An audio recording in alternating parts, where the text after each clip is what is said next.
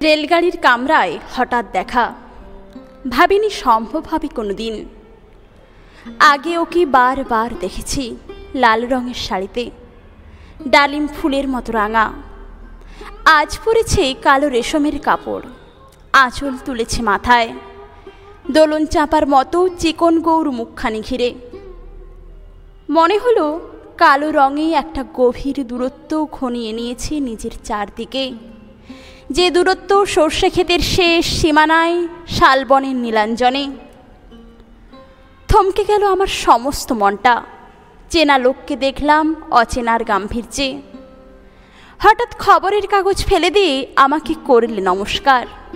সমাজবিধির পথ গেল খুলে। আলাপ করলেম শুরু।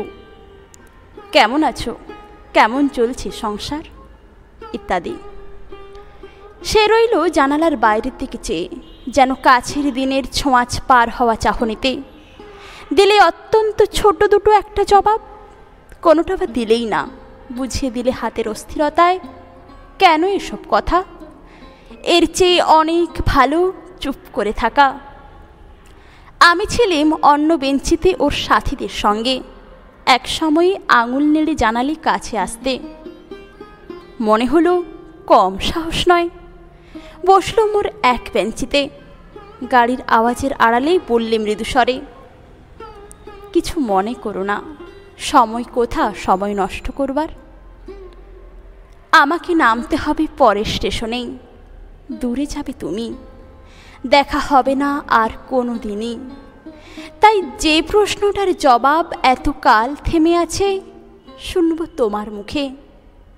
সত্য করে বলবে তো? আমি বললেম, বলবো।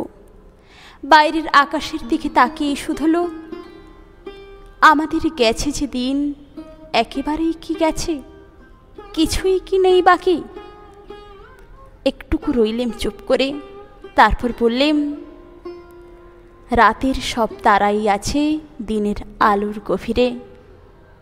খটকা লাগলো। কি জানি বানিয়ে বললেম নাকি। ও বললে, থাক, এখন যাও ওদিকে। সবাই নেমে গেল পরের স্টেশনে। আমি চললেম একা।